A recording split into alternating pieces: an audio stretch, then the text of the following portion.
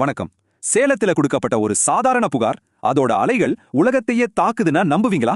வாங்க, ஒரு உள்ளூர் பிரச்சனை எப்படி உலகளாவிய தாக்கத்தை ஏற்படுத்துதுன்னு இந்த விரிவான அலசல்ல நாம பார்க்கலாம். யோசிச்சு பாருங்க, ஒரே ஒரு லோக்கல் ப்ராஜெக்ட் நம்ம நாட்டோட $100 பில்லியன் ஏற்றுமதி கனவே காலி பண்ண முடியுமா? நம்ம சர்வதேச ஒப்பந்தங்களை எல்லாம் கேள்விக்குள்ளாக்க முடியுமா? முடியும்னு தான் இந்த புகார் சொல்லுது. அது எப்படின்னு தான் நாம இன்னைக்கு பார்க்க போறோம். சரி, இந்த முழு கதையும் நாம 5 பகுதியா பிரிச்சு பார்க்க போறோம். முதல்ல சேலத்துல என்னதான் அந்த ப்ராஜெக்ட்னு ஆரம்பிச்சு, அப்புறம் அது மேல இருக்கிற குற்றச்சாட்டுகள், அதனால வர பாதிப்புகள், நம்ம நாட்டோட பேர் எப்படி டேமேஜ் ஆகுது, கடைசியா என்னதான் தீர்வு கேட்கறாங்கன்னு பார்க்கலாம். வாங்க, முதல்ல இந்த பிரச்சனை எங்க ஆரம்பிச்சதுன்னு பார்க்கலாம். அதாவது இந்த சர்ச்சையோட மையப்புள்ளிக்கு போலாம். தமிழ்நாட்டுல இருக்கிற சேலம் மாவட்டம் தான் இது. இந்த புகாரோட மையமே இந்த சேலம் நூல் சாய பூங்காங்கிற ப்ராஜெக்ட் தான். இது சாதாரண ப்ராஜெக்ட் இல்ல. 119 ஏக்கர் அரசு நிலத்துல கிட்டத்தட்ட 90 சாயப்பட்டறைகள் வரப்போகுது. அதையும் சிவப்பு வகைன்னு சொல்றாங்க. அப்படின்னா என்ன? சுற்றுச்சூழலுக்கு ரொம்ப ரொம்ப அதிகமா பாதிப்பை உண்டாக்கக்கூடிய தொழிற்சாலைகள்னு அர்த்தம். அப்போ இந்த பிரச்சனையில யார் யார் மோதுறாங்க? ஒரு பக்கம் சேலம் நீர் ஆதார பாதுகாப்பு இயக்கம், அதாவது அங்க இருக்கிற மக்கள். இன்னொரு பக்கம் குற்றம் சாட்டப்பட்ட சேலம் மாவட்ட ஆட்சியர் டாக்டர் பிருந்தாதேவி அவர்கள். இப்பதான் நம்ம இந்த புகாரோட முக்கியமான பகுதிக்கு வரோம். அதாவது மாவட்ட ஆட்சியர் மேல என்னென்ன குற்றச்சாட்டுகள் வைக்கப்பட்டிருக்கு, வாங்க பார்க்கலாம். குற்றச்சாட்டுகளை பாத்தீங்கன்னா அது ஒரு பெரிய லிஸ்ட். 23 கிராம சபைகள் வேணான்னு சொன்ன தீர்மானத்தையும் மதிக்கலங்கிறது ஒண்ணு. அப்புறம் அடேங்கப்பா, 5000 கோடி ரூபாய் மதிப்புள்ள கனிம வளத்தை சுரண்ட அனுமதிச்சிருக்காங்கன்னு ஒரு பயிர் குற்றச்சாட்டு. அது மட்டும் இல்ல, 40 ஏக்கர் ஈரநிலம், 3000க்கும் மேற்பட்ட மரங்கள் எல்லாத்தையும் அழிச்சிருக்காங்க. இதுக்கு நடுவுல ஸ்கூல் ஸ்டூடெண்ட்ஸ், ஹாஸ்பிட்டலுக்கு போற நோயாளிகள் பயன்படுத்துற பொது வழியும் மறிச்சிருக்காங்க. இதெல்லாம் தட்டி கேட்ட விவசாயிகளையும் பெண்களையும் ரொம்ப அவமானப்படுத்தினதாகவும் புகார்ல சொல்லியிருக்காங்க. சரி, இதெல்லாம் நடந்தா என்ன ஆகும்? இதுக்கு ஒரு உதாரணத்தையும் இந்த புகார்ல சுட்டி காட்டுறாங்க. ஒரு கடந்த கால பேரழிவை நம்ம கண் முன்னாடி கொண்டு வந்து நிறுத்துறாங்க. இந்த ஒப்பீடை பார்த்தாலே நமக்கு மனசுக்குள்ள ஒரு பதட்டம் வரும். ஒரு பக்கம் பாருங்க, பெருந்துறை சிப்காட் சாயப்பாற்றைகளால அங்க என்னாச்சு? 89% நிலத்தடி நீர் குடிக்கவே லாயக்கில்லாம போச்சு. கேன்சர் பாதிப்புகள் பல மடங்கு அதிகமாச்சு. இப்போ அதே மாதிரி ஒரு சிவப்பு வகை தொழிற்சாலையை சேலத்துல கொண்டு வராங்க.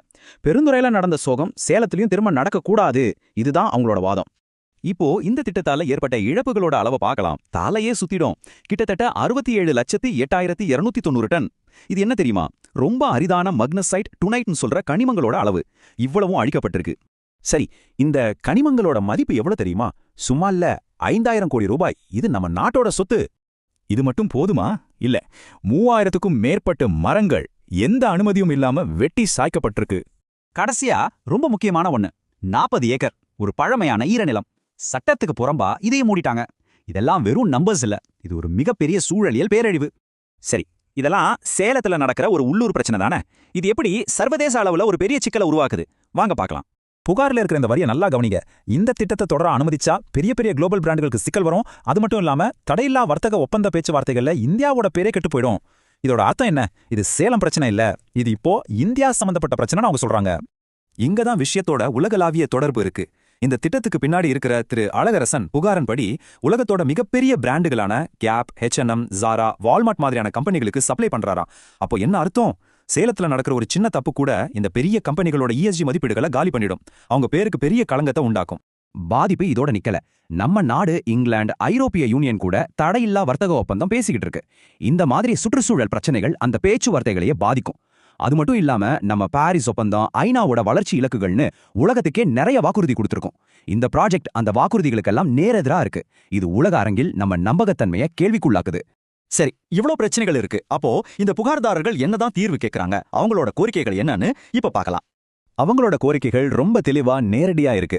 முதல்ல சம்பந்தப்பட்ட அதிகாரியை சஸ்பெண்ட் பண்ணுங்க. 2வது CBI மாதிரி ஒரு உயர்மட்ட விசாரணைக்கு உத்தரவு போடுங்க. 3வது FIR பதிவு பண்ணுங்க. 4வது இந்த ப்ராஜெக்டை உடனே நிறுத்துங்க. 5வது அழிஞ்சு போன ஈரநிலம், பொதுப்பாதை எல்லாத்தையும் பழையபடி மாத்துங்க. கடைசியா நாட்டுக்கு ஏற்பட்ட அந்த 5000 கோடி ரூபாய் நஷ்டத்தை அவங்க கிட்ட இருந்து வசூல் பண்ணுங்க. இந்த 6 கோரிக்கைகளையும் 355க்கும் மேற்பட்ட அதிகாரிகளுக்கு அவங்க அனுப்பியிருக்காங்க. இறுதியா இந்த ஒரு கேள்வி நம்ம எல்லார்கிட்டையும் இருக்கு. இந்த உலகத்துல எல்லாமே ஒன்னோட ஒண்ணு இணைஞ்சிருக்கு. அப்போ ஒரு உள்ளூர் அதிகாரியோட பொறுப்பு எங்க முடியுது? ஒரு பெரிய பன்னாட்டு நிறுவனத்தோட பொறுப்பு எங்க தொடங்குது? இதுக்கான பதில் என்னவா இருக்குன்னு நீங்க நினைக்கிறீங்க?